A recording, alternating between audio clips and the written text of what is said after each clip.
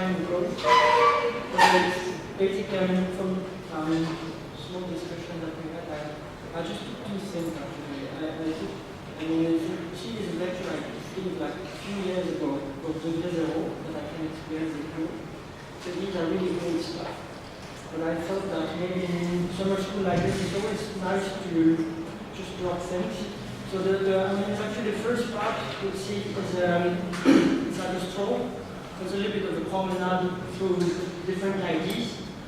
There's a serious project with students, some projects that have nothing to do with it, but I think it's quite nice to put on the table and discuss. And so I'll show you this first, and then we'll see if we have time, then I'll show you, I'll try to do this so a little bit less than half an hour. And then after, I'll show you three other kind of projects, one with students and two others for, say, kind of exhibitions in a way. And but this part makes it interesting in the sense that it gives some ideas or trafficking ideas, or also things that are. I mean, it's this one is a little bit provocative in a way. It's a little bit fun, so don't worry about this. But I think it has the interest of framing things that are quite nice in a way. Things that I think are quite important in architecture to sort of a certain degree. And the zero, it's actually the minimum basic thing that I find interesting in the relationship to architecture, or at least to space. I mean, a little bit of the discussion that we had in the afternoon is how you would inhabit space, and I think that architecture is all about just going to space and see what you can do with it.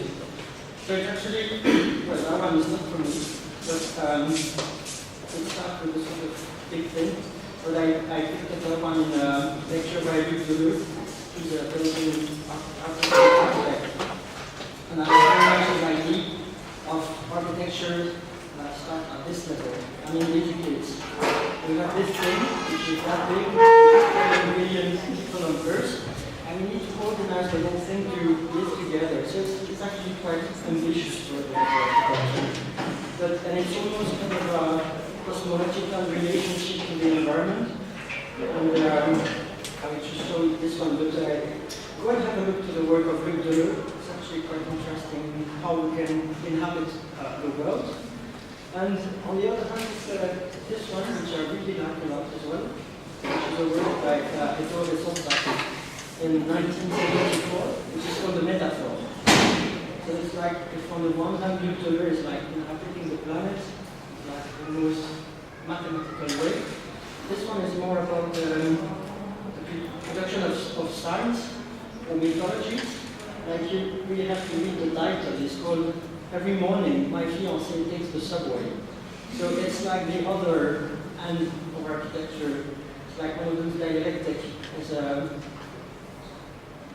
cabane being a shelter or being a temple. And I think architecture more or less oscillates in between those two kind of extremes, like the projection of myth and the pragmatic thing. So every morning my fiancé takes the subway, and it's actually, they spent 2 months in the desert of Spain.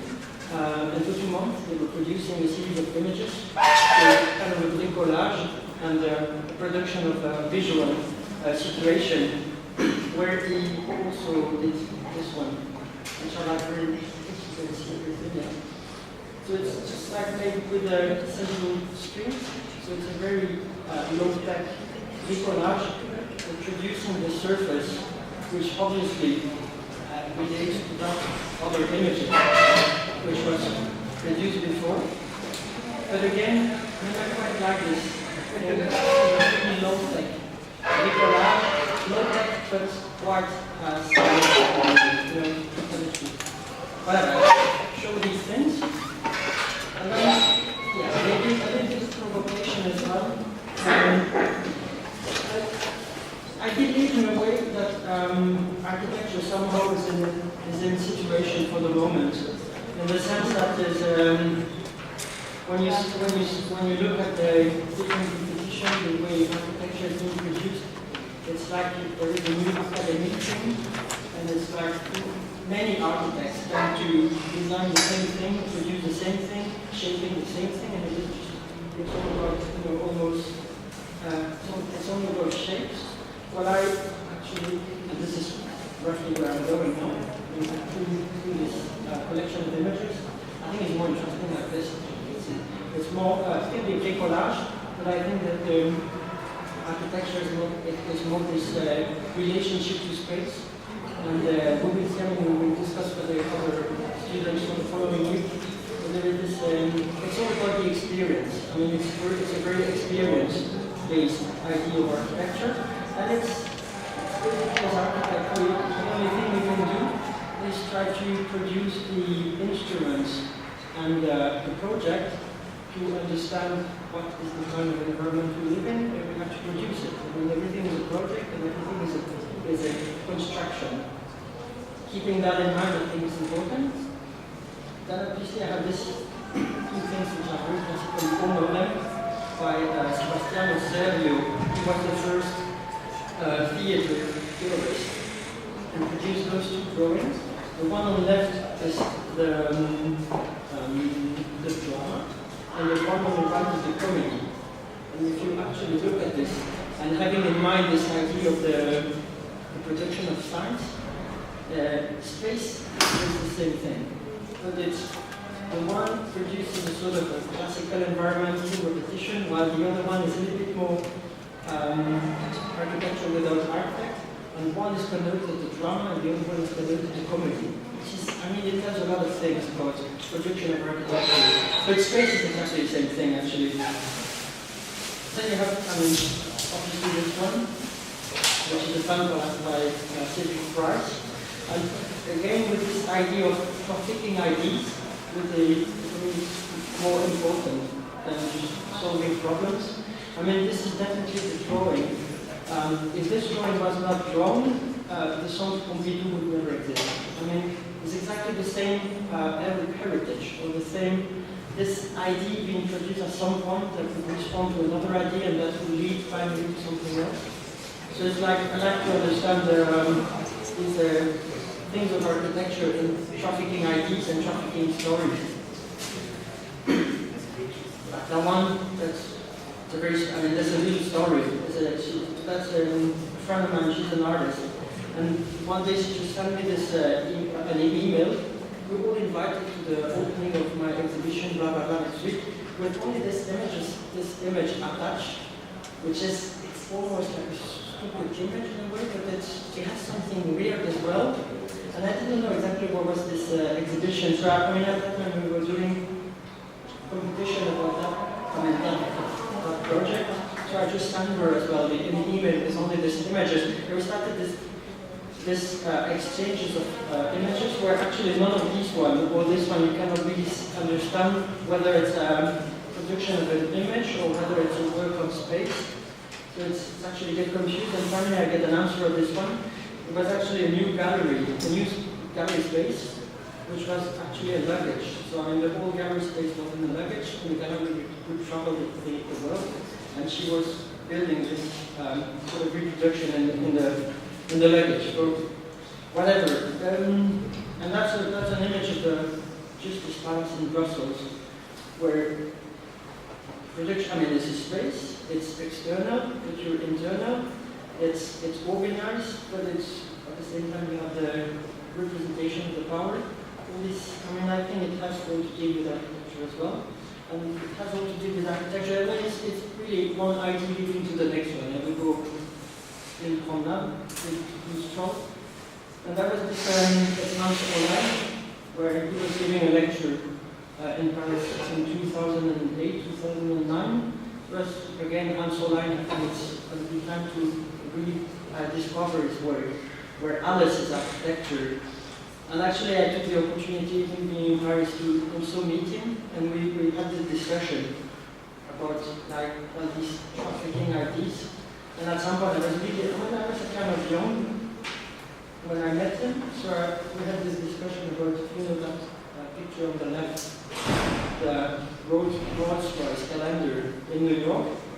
And I was trying to understand what the relationship also with the AT&T building by Johnson. And obviously they knew each other, And Philip Johnson sort of had an answer, an actual answer to this introduction of what is a strange between a temple and a Rolls Royce in New York. And actually, he also asked me, what are you doing for the moment? We were working on that project on the right. And it's nothing to do, but somehow, same thing, this is a project by Ansel Lang on the left, which you don't exactly know whether it's a model or it's a one-to-one installation. It's called the Turmstunde, I pronounce it the gymnasium. And on the right, the one I showed you before. But like, so I think it's very interesting. We all deal with the representation and how, yes, we never invent anything, but it's trafficking ideas. It's like this painting, which is a painting by Madelon Friesendorf, where she was the first wife of Rem Koolhaas. She's an artist. And if you look carefully, that's 2006, and it's called a super painting. And if you read carefully, I mean, it's all about life, and it's all about this relationship. I mean, it's a collection of series of experiences. Like on the right, you see the CCTV, Life Without Objects, tells this relationship between Rem Koolhaas and the super studio. She and the SMX and Bible kind of thing. It was strange thing. And yeah, if I keep going, this is a project I will just go very quickly.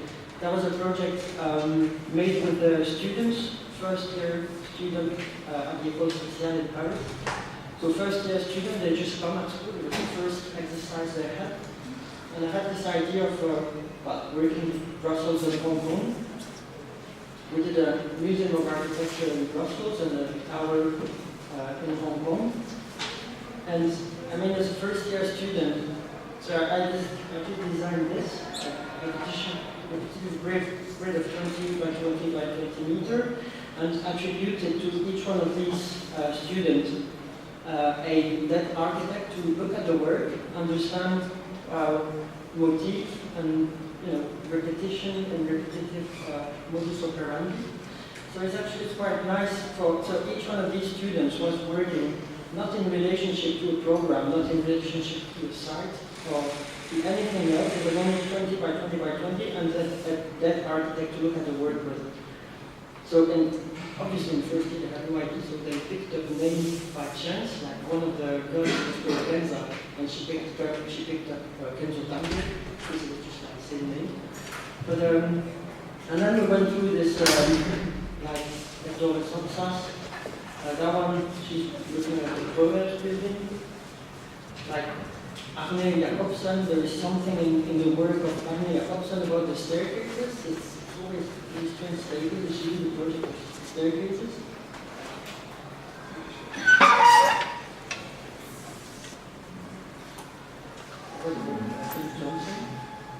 So this one was working on adult floors and sort of inverted this idea of your home plan, so the definition of the architecture by the room, it's sort of inverted. So it's a sort of light project, but you enter the realm of architecture through sort of master's work. This one was working on Louis Kahn, Arnaud Van Eyck. And then actually the Museum of Architecture then took place at the end of the day when both the models were put together. There was work on 1 to 20 scale, so it was a perfect cube of 1 meter by 1 meter. And it created this quite large museum of imaginary architecture. And then we're working 2 months on that project, and right after, it was roughly the same idea, but exactly the other way. So same kind of tools, exactly the same scale, and the idea of working with models. But now, no more that architect, just one program, and the idea of also between the students to negotiate between one floor and the other one. So that was the tower in Hong Kong. So each one of them 6 meters, and then 100 square meters to experiment with something. And at the end of the semester, we had to do it. This one is sort of really tower.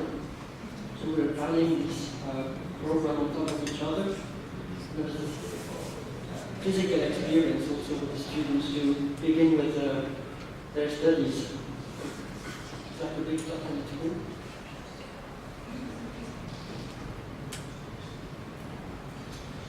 At some point I'm also working on a series of exhibitions for collaboration, which is, I'm interested in that, which is to produce, again, critical relationship or to produce ideas. And then I'm going to start the second one, called La Ligue Documentaire, which is an exhibition between, on photography and photography of architecture. So this is the work of Gilbert Martins. So then you have this work by Marie-Françoise Bissard. And it's a classical way of recording the construction of a building. You take one picture and then the next day you take another picture. But she used that principle for sort of a political project in Brussels where the tower on top of that was existing and actually get destroyed, which is one of the major disasters in Brussels over the last 20 years. It was a very beautiful building, very urban, a sort of mini city in the city. And she sort of documented this, but the transformation of architecture and disappearance. You know the work of Philippe Dujardin as well? He's building this imaginary architecture by the collage, and it's a really strange relationship with that building, exploring parts of modernity, but in a very strange way. Well, like this work is made by Adrien Roscoe, and that's the city of Liège in the east part of Belgium, and he actually selected and all the architecture post-1945, post-Second World War, and erased everything else and just replaced it by all these green things that you see around. So it's like a literal construction of the model project. And it's actually interesting. I mean, we'll be discussing this in the afternoon with some of the students, how you reveal things, or how you find a way to actually not solve problems, but reveal a condition. And revealing this condition is actually this very much basic relationship between man and earth through architecture, and we all have to live with. And it's actually quite interesting where you see all these operations following World War II and the transformation of parts of the city. So it's actually kind of this dissection work by the isolation of elements. And then I show you this quickly. So that's another work of a student, actually quite many years ago, about 6-7 years ago. I was in Brussels, and that's a work of Chloe. And Chloe, but again, with this idea of elements and dissection, but in the reverse way. We were at that time working in London, so this is like East London. So in praise of discontinuity, so this is the site of Liverpool Street Station next to it, and she was interested in the East London as a extremely heterogeneous environment with very singular objects and very specific structure. And she was in a very, she didn't want to do a project actually. She really did not want to act in this environment with a coherent project. And she sort of found a way to sample the city. So sampling is in music, like finding components of the city and finding a sort of conceptual way to bring them together in praise of discontinuity. Meaning, and how would you produce an architecture which is not designed, which is found, but it's just being modified? Then she had this, well, you understand this kind of drawing. You see something or you see nothing? Or you see a bit? So finding elements, putting them together. So that is this very strange project. But more than the strange project, is actually, this is more interesting, is the production of the plants, meaning of the inhabited structure. Well, again, what we discussed in the afternoon with the group of students is how do you, it's not a matter of designing objects, it's not a matter of designing architecture, but it's a matter of organizing the space and how to live in that space with very specific components. And then in this drawing on top, you understand like how autonomous structure, when they come together, sort of create this bizarre unity, which obviously did lead me to John Haydock. I think we talked about John Haydock, this fantastic architect from in the States. I was drawing a lot, writing a lot, writing things that were different from the drawing, and sort of creating all these imaginary conditions for inhabiting weird architecture. Like the work of Ledoux, which you all know, the production of these bizarre folies. When you see the drawing, bottom left or top right, something that I found, well, at the time of the, I mean, I found it roughly recently, but also architecture through its own representation or language is like the one bottom left. It could almost be a Poland's project in the way it's being drawn there, while actually it's a building that was designed or drawn in the 18th century. And, well, clear shape. And I showed that one as well. It's like operations of architecture that are creating architecture by not building, but creating architecture by subtraction. So these are the 11 churches in Ethiopia. That one is the most famous. So the production of it's only been excavated. So I mean, actually, and that comes. I mean, this is a house that I have made in Belgium a few years ago, and it's organized only around those two triangular patios. So it's how you organize relationship in a house. With no, there's actually no walls and no doors in this house, but it's all organized because you can walk around the patio or you can step into the patio. But those two voids organizing the house. And, well, and that was also an old composition with the same idea of shaping space first.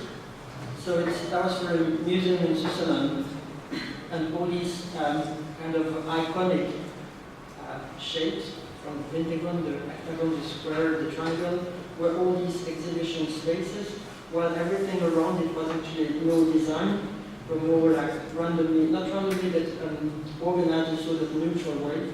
So they were trying to create specific spaces. And one of the exhibition space, which leads to something else.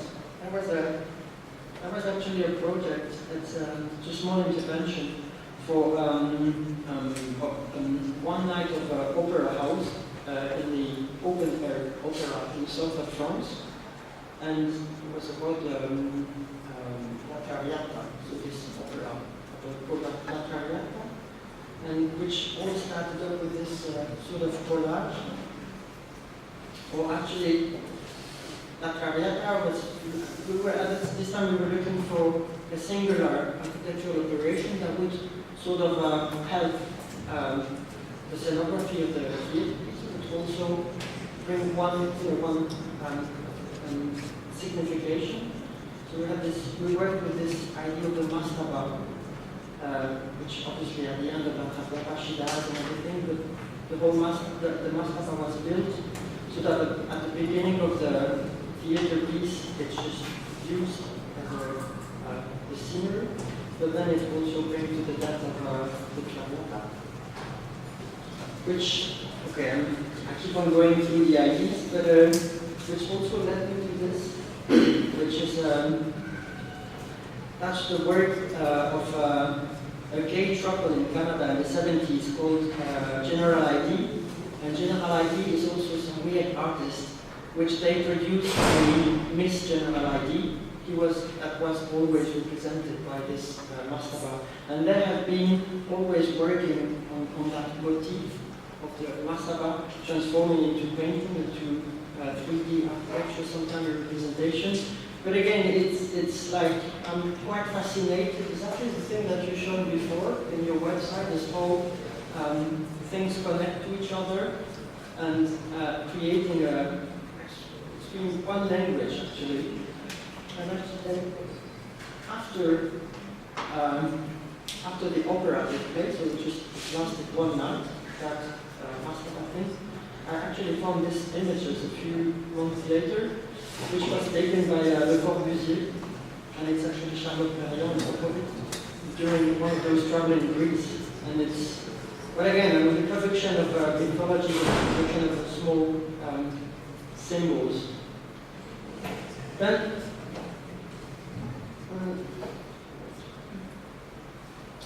it was, maybe I stop after this one, we'll see, for the first part. But there was actually an exhibition that took place in Paris in 2009, in this place called Béton Salon. And it was called, the exhibition was called Dialogique Park. And dialogic is an idea by Edgar Morin. He's a French philosopher. He's a very important, very interesting philosopher. With what he has in mind is actually the dialogic is how opposition or how opposite ideas might get together to produce something new. It's basically, I mean, if you, maybe it's a wide subject, but it's like, how would you collaborate?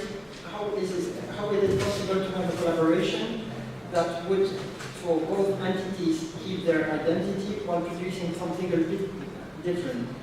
So this exhibition, we actually were invited as architects in a sort of team with an artist, graphic designer, and product designer. And the whole subject of the exhibition was we had to collaborate, and we had to sort of make clear how a collaboration can keep the identity of the different protagonists in a way. So we were the architect on top left, with the artist whose work is bottom left. The graphic designers called Please Let Me Design upright, and then Big Game, they are designers based in Switzerland, French, Belgium, and Switzerland. And actually, it was a sort of reflective exhibition. I hope these guys collaborate. What is sort of design? What is architecture? We didn't know exactly. But the goal of what we were trying to do is actually to produce one thing which could then be used in architecture in sort of design, or at least evoking the different, our different disciplines. And so, little by little, we come to the cross, which is one of the first signs of humankind, say, when you cannot write and you have to sign up, you do a cross.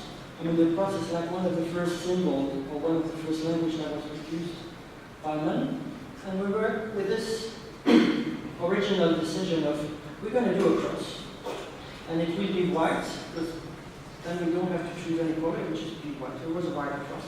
That was the initial step of the project.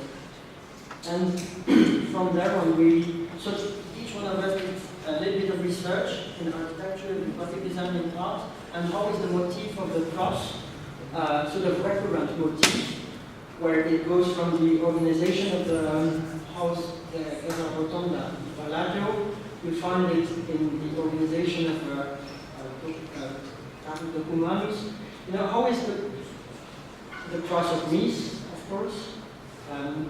How is the cross sort of the beginning of something which organized space in architecture? Graphic design, they were doing the same thing. So it was really sort of neutral research, but bringing everything that related to cross and space organization. So actually produced this first, this cross of 5 meters high, where one was standing, sort of recalling the act of architecture in terms of structure. One was lying down on the ground, which sort of also recalled for furniture and the way you can sit down in space.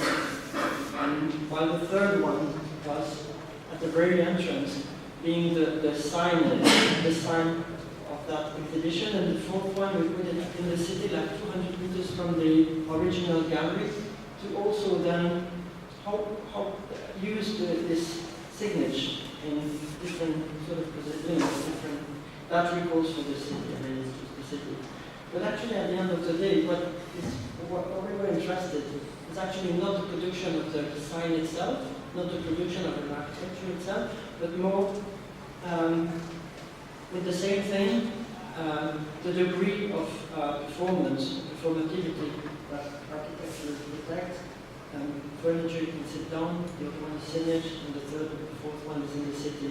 You know, this one language, but applying in a different situation. So, again, quickly, a really old project by students in Brussels. One of the first, I would say, kind of collage things, where he was actually inspired by this no-stop city of Artisan, and he actually used the motif of the no-stop city to then look at architecture in a sort of a critical way, and he organized a sort of imaginary city through historical layers. Where you have the first historical layers, is obviously all the work about churches and the organization of space through really ancient time, and then little by little he was going back in time and using the section where obviously the biggest building, they're all at the same scale. The big building takes a little bit of space, you know, through the different layers. You have this layer of classical architecture, little by little the layer of non-architecture architecture. This Neufert project, a series of neutral architecture taken from the Neufert, and then at this level below the ground, this 21st century architecture, which is also, which brings, you know, something really real. Like you have a series of extremely recurrent shapes, quite stable, and actually in what it reveals as a sort of mechanism, it shows the neutrality of this Neufert architecture. So at the very end you have this extremely heavy combination of extremely strange shapes that all have been produced recently in the 21st century. So the whole history of architecture has been deployed through the section. And the last one I quite like it as well, which is the upper plan, bringing together ideas of the Chateau de Versailles and the neutral surface of the studio. So also bring together the idea of space, outside space. And that's a work by Montana, he's an artist from Barcelona, that also displays the representation of architecture. In this place we have the Cité Radieuse being built in a garden, the garden is a billboard, the billboard in the city with the McDonald's behind. You know, for me it's a very strange image, but in a way, it's sort of coincides with a very much 21st century condition of superposition of signage. Like I like very much the work of this guy also, that's the work of Tom Sachs. He's an American architect whose work is all about, say, contemporary mythologies, like man going to the moon, boat crossing the earth, etc., etc. And then recently he also get into the architecture and the fabrication of mythologies to architecture, which is, I mean, I'm not sure if you follow me, I'm not exactly sure that I follow myself, but it's all the production of space we have to inhabit and what do we have to produce? I mean, it recalls a bit of this artist as well, Mario Max, this artist, Kefare, which is the whole recurrent thing is what to do. It's actually, what do we have to do and what do we produce? Again, in mind this, the shelter or the temple. And then, yeah, also this work that I find it quite fascinating, which is the work of a Chinese artist called Chen Gaowen, where she uses actually models made by promoters in China for this really big development of China. Like you would maybe recognize the work of Ika Yamamoto on the left for the Beijing project, and she would slightly modify this. She takes a picture of the model and then she would slightly modify this picture in inserting herself, like on the right is a detail of something on the left that you can see, and she would insert herself as a little moment in this thing of architecture. Or the work, and that's the work of Dominique Gonzalez-Foster. She's a French artist between Brazil and France, And this is a work by Niemeyer in São Paulo. It's called, forget the name. It's a huge canopy. It's one of the most important places of São Paulo. It's a public place, it's a public space where everybody gathers. So it's a place where you go for drink, where you go for meeting friends, etc. And she actually created those 12 columns. So among these 12 columns, one is real, the other 12 and 13, but the other 12 were implemented by her. And she actually, so one part of her job was to do these fake columns. And at the same time, she was also recording how the people would use differently the space. So it might sound a bit weird. So in the gallery somewhere in São Paulo, you had this one-to-one video of what's happening in the transformed original space by Niemeyer. And I think I like also very much the work of these artists, sort of calling into question the political dimension of the living together, which is architecture. I mean, drawing something, designing something, building something, just giving it for everyone. But it's also organizing these relationships. I like the critical way that artists are sort of mirroring our work as an architect.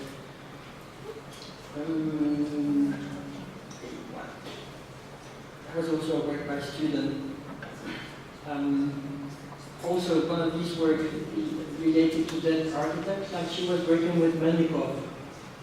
Melnikov has always worked with very simple geometry. It's a combination of these very simple geometries, always created some strangeness. But the strangeness, when you see it from up there, which is very much an architecture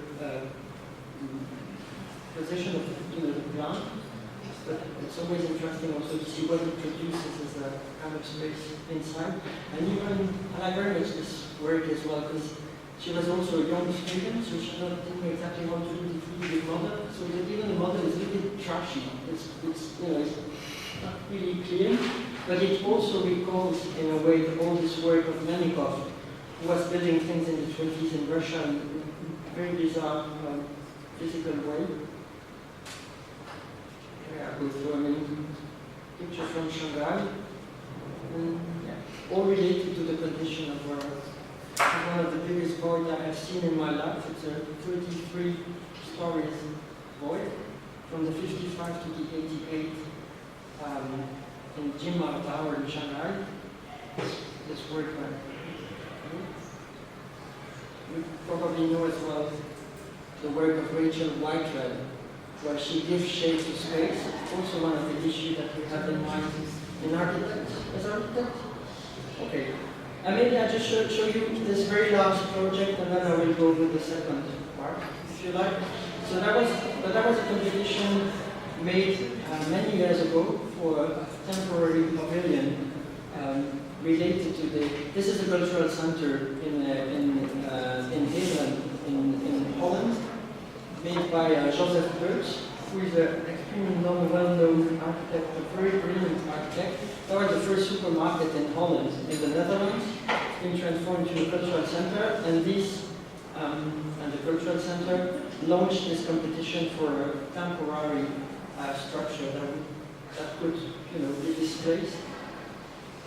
And actually, at that time, one of the quality of this building is the structure, and the structure made with one of the first mushroom columns in Europe. So we thought, that was the starting point. And again, the starting point to think about that specific quality of architecture with this one element, which is the column. So we basically were getting interested in the column.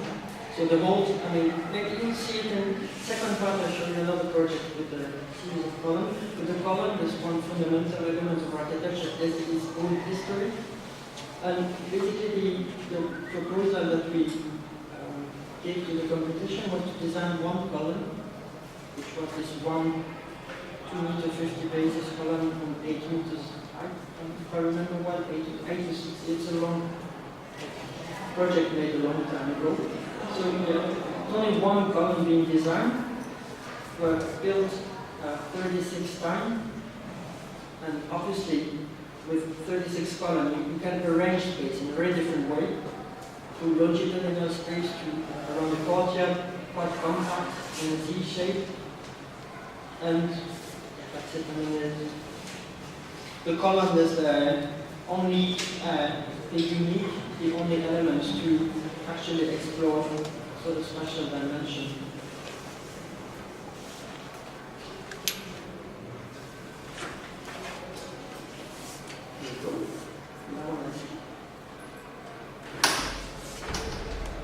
And the second bit,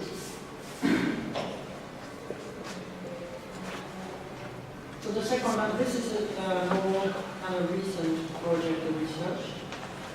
Well, the first one,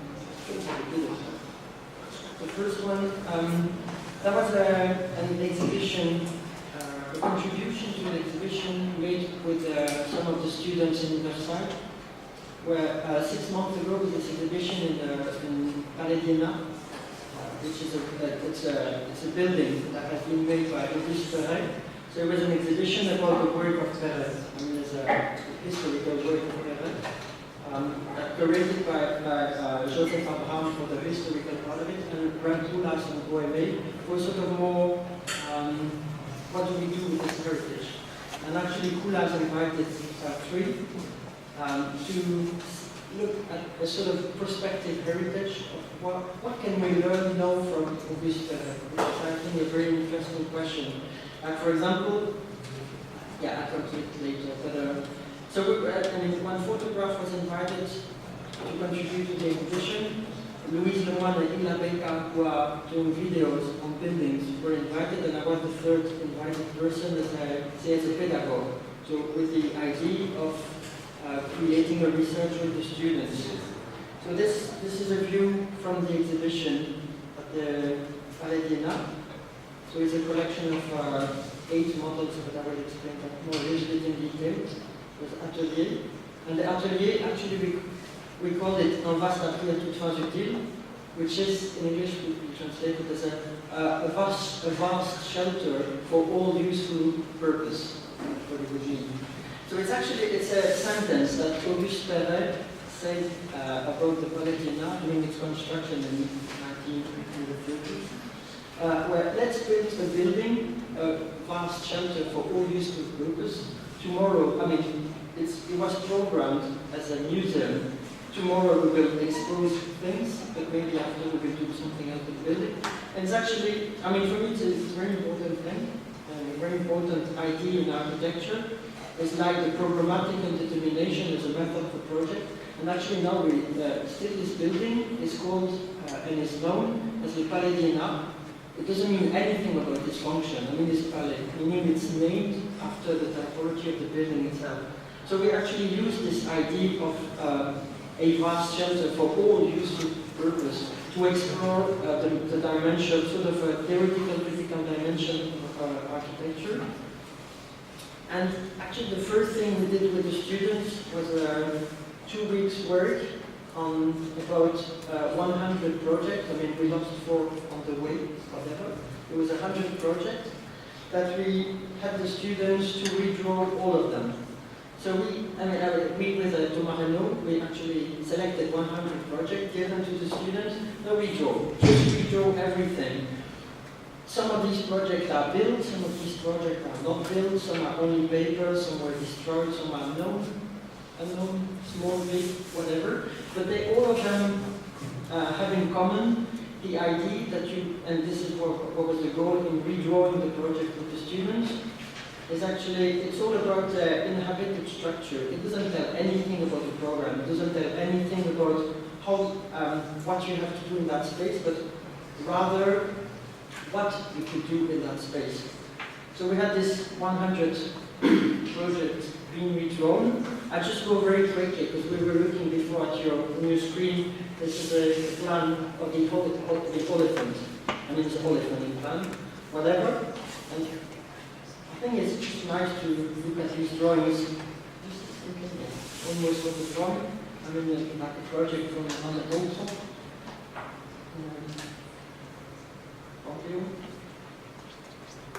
But can look at it almost as abstract paintings or drawings, but they tell something about organization of space, meaning how we can inhabit that architecture.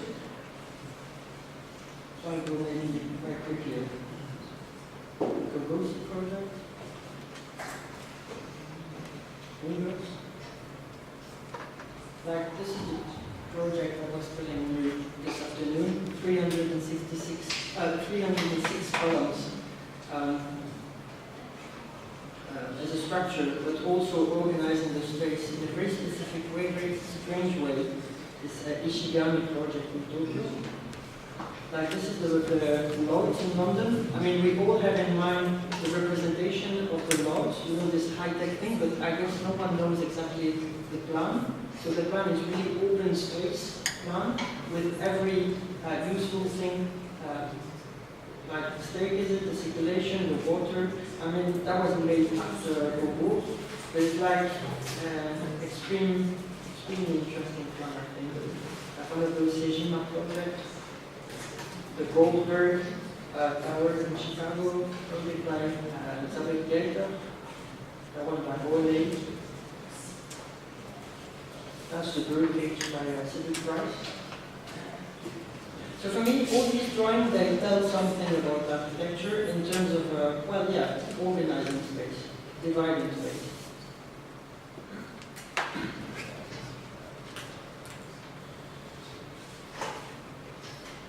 Project by Bundschaft.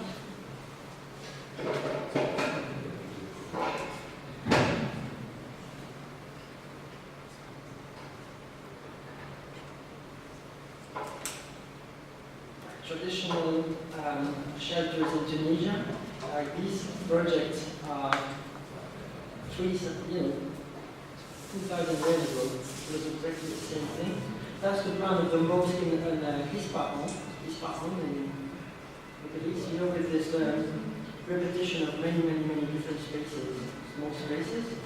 And actually, so we did this with the student for 2 weeks before getting into the exhibition. So the exhibition was 8 buildings by Perret being on show.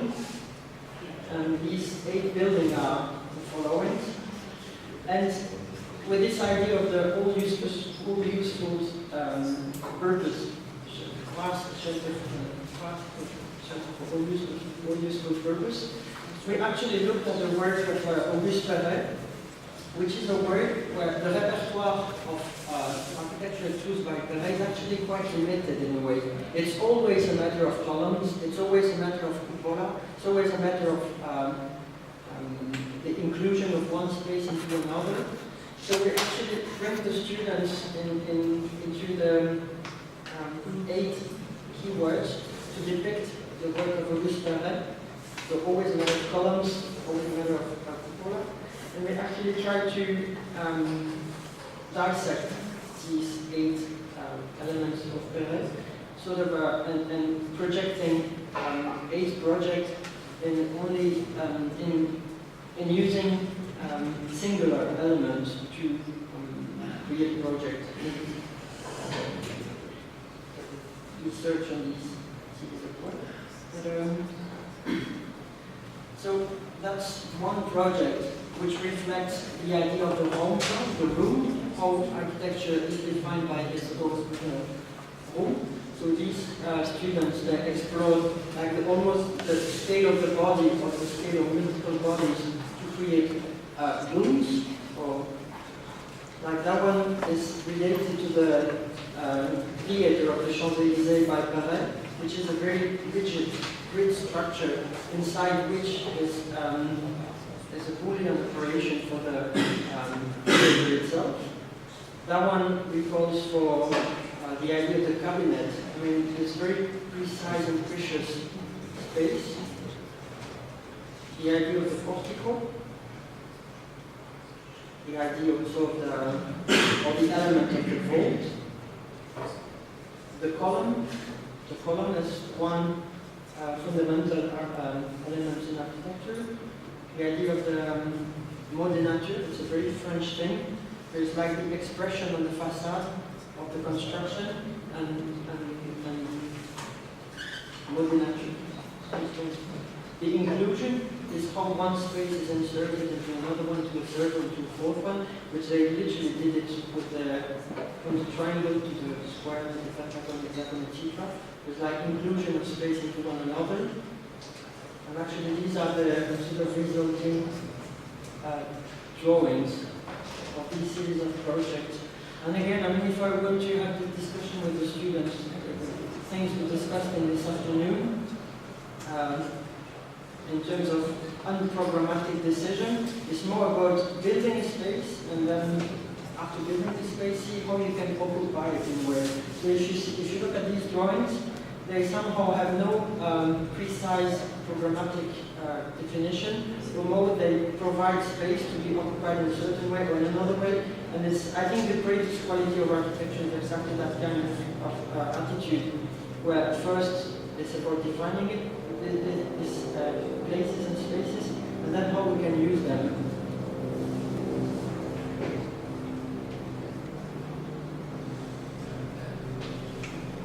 That's obviously the column project.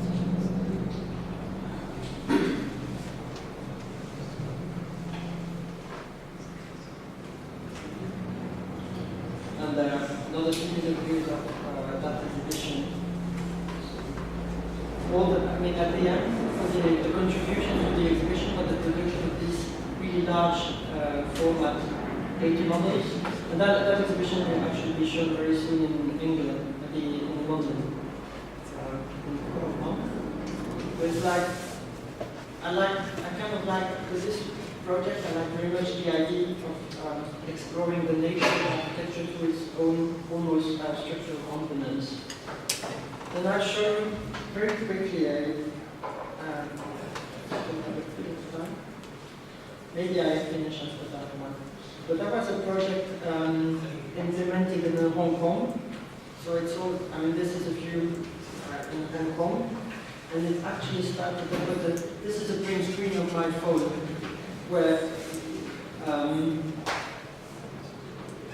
you know, using the Google map on the phone, we all do. And, but for the first time in Hong Kong, I had this thing on the right that appeared on my phone, which is a very strange thing, offering you the level of understanding of the city. So I mean, everything I'm saying since the beginning is all this very weird relationship with man and earth and environment, in a really large sense of it. And for the first time, I had this thing on my phone asking me, what level do you want the map? I mean, in Hong Kong, it's so complex, it's this three-dimensional environment. There's actually the idea of the Lowy plan does not really work at all in Asia.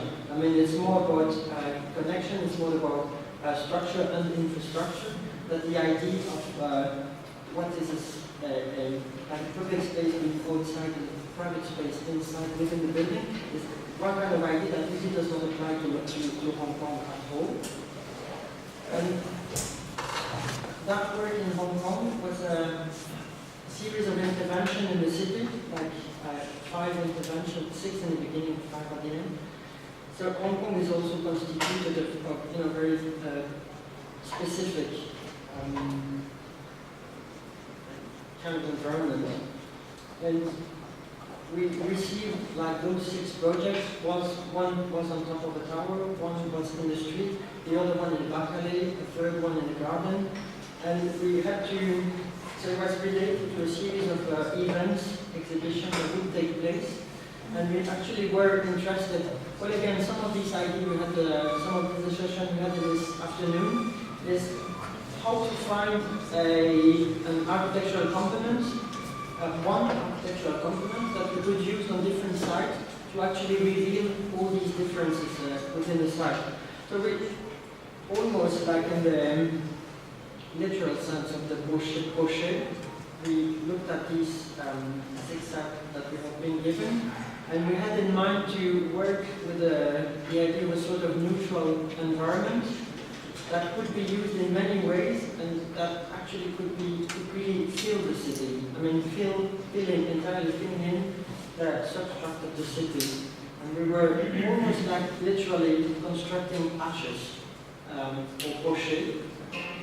So with this in mind, we started to look into actually closely to the different sites that were given, and we actually produced a kind of strange shape, which is the idea of this total environment adapted to the space given, which was actually built.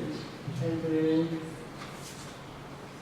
so these are images of that construction. So it's actually it's a bizarre thing between the scale of the body, the scale of the city, and what you do with it. That's in the middle of a big place somewhere in East Hong Kong. And it was also used for an exhibition of magazines, like the artisans exhibitions, or exhibition of architectural magazine, whatever. It was used sometimes for an exhibition, so the exhibition display. It was also used for between theater and dance performance. And it was used for a catwalk, and that only lasted roughly 10 days. It was also used like here. This is like the 10th floor in a building, which is a public space, and there was a spontaneous kind of a free market. And we were actually interested in how this one generic way of dealing with the city produces an environment. And actually we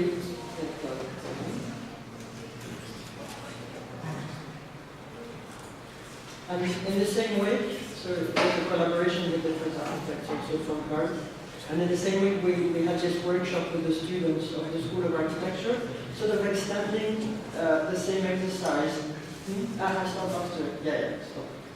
5 images.